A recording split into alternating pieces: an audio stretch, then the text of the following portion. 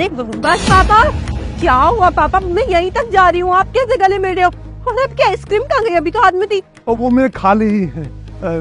वो क्या है ना बेटा, तुम किसी भी टाइम जाने लगती हो, किसी भी टाइम आती हो, मुझे बहुत चिंता होती है तुम्हारी। कि फौजी हूँ ना, फौजी देखो अपने पूरे देश की चिंता करता है, तो अपनी बेटे की चिंता नहीं करेगा? अब तुम समझ सकती हो ना मेरी भावनाएं। हाँ पापा, मैं समझ सकती हूँ आपकी भावनाएं, लेकिन आप भी तो मेरी भावनाएं समझो ना। मुझे बहुत जरूरी काम है, मैं इसलिए जा रही हूँ। अभी बस मैं आधे घंटे में लौट के आती हूँ। बेटा शाम हो गई है, इस वक्त कौन जाता है बाहर, और वो भी ऐसी ठंड में? पापा कल ना मेरी कॉलेज में इवेंट है और मुझे ना पार्लर जाना है, समझो। ठीक है, हेलमेट वगैरह तो ले लिया करो। एक फौजी की बेटी बिना हेलमेट के, मैं क्या कहूँगा अपने सभी देशवासियों से? अरे पापा मैं यहीं तक जा रही हूँ, अगली गली में तो है पार्लर, मुझे कौन सा रोड पे जाना है। आ रही हूँ। ठीक है, जाओ, बाय।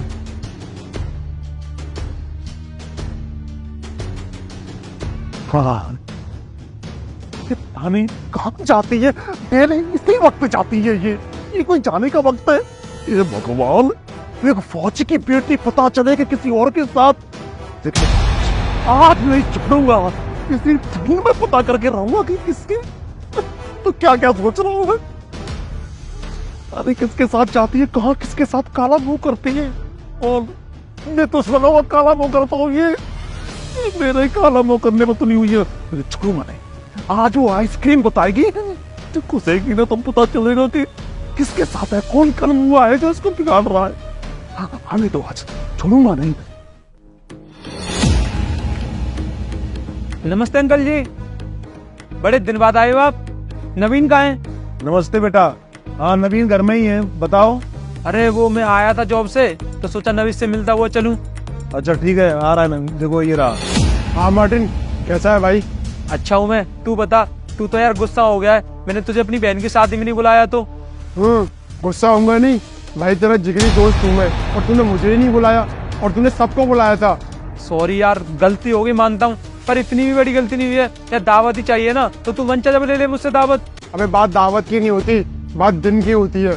हमने कितने दिनों से इंतजार कर रहे थे कि जब किसी भी दोस्त के घर में शादी आएगी तो सब मिलकर एंजॉय करेंगे, पर तूने धोखा दे दिया। अरे यार गलती हो गई मानता हूँ, माफ भी कर देना। अब दोस्त से तो गलती हो ही जाती है, तू तो यार अपना जिगरी है। अगर तू मुझसे नाराज हो जाएगा ना तो मैं रह नहीं पाऊंगा। अरे चलो छोड़ो ये सब बातें, ये बता तुम्हारे मम्मी पापा ठीक है? हाँ अंकल जी, सब ठीक है। और तुम्हारे दादाजी का स्वास्थ्य वगैरह सही है? अरे अंकल जी, दादाजी एकदम अच्छे हैं। और भाई हाँ, मैं तुझे इनविटेशन देने आया था, शाम को मैंने पार्टी रखी है, तू आ जाना भाई यार। ठीक है भाई, शाम को मिलते हैं। ठीक है, चलता हूँ। नमस्ते अंकल जी। नमस्ते। रुको, इधर वापस आओ। जी अंकल जी। एक बात बताओ, तुम अभी कहाँ से आ रहे हो? अंकल जी मैं कान्हा के घर से आया हूँ, उसको भी इनविटेशन दे के आया था। पैदल आए हो या किसी बाइक वगैरह बैठ के? अरे अंकल जी ऑटो से आया था मैंने कैब कर ली थी ना ऑटो वाली, तो उसी से आ गया था। देखो बेटा, इस बात को ना गोल गोल नहीं घुमा रहा हूँ, सीधे सीधे पूछ रहा हूँ कि तुम कहाँ से आ रहे हो? घर से आ रहे हो, मार्केट से आ रहे हो, या अपने दोस्त के घर से आ रहे हो? अंकल जी दोस्त के घर से आ रहा हूँ, मैंने आपको बता तो दिया, और मैं आपसे झूठ क्यों बोलूंगा? और वैसे भी नवीन मैंने आज तक झूठ बोला है जो मैं आज बोलूंगा। एक बार फिर पूछ रहा हूँ तुमसे, कहाँ से आ रहे हो तुम?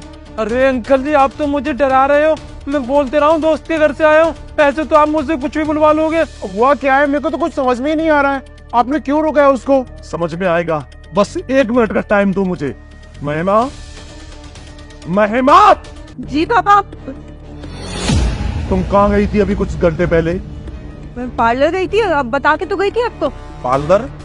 ये मिला था रास्ते में क्या? नहीं, इनको तो मैं बहुत महीनों के बाद देख रही हूँ, ये तो नहीं मिले थे। आप ऐसा क्यों पूछ रहे हो? तुम अपने दोस्त के घर से आ रहे हो ना? हाँ अंकल। ये रास्ते मिली थी क्या? अरे नहीं अंकल, महिमा मुझे क्यों मिलेगी? महिमा अलग गई होगी, मैं अपने अलग आया हूँ। महिमा कहाँ गए थे आप? मैं बता तो रही हूँ, मैं पार्लर गई थी, पापा को बता के गई थी, आपसे मिलके तो गई थी, आप ऐसे क्यों पूछ रहे हो? अंकल महिमा पार्लर गई है और मैं दोस्त के यहाँ से आ रहा हूँ, तो कहाँ हम एक दूसरे को मिल सकते हैं? यही बात तो मेरी समझ में नहीं आ रही है कि वो पार्लर गई थी, तुम दोस्त के घर से आ रहे हो और तुम मिले नहीं हो, तो तुम्हारी जबान क्यों लड़खड़ा रही है? जबान लड़खड़ा रही है मतलब तुम दोनों कुछ न कुछ छुपाने की कोशिश कर रहे हो मुझसे। देखो एक बार फिर पूछ रहा हूँ फाइनल तुमसे, फौजी की गुस्सा समझते हो ना?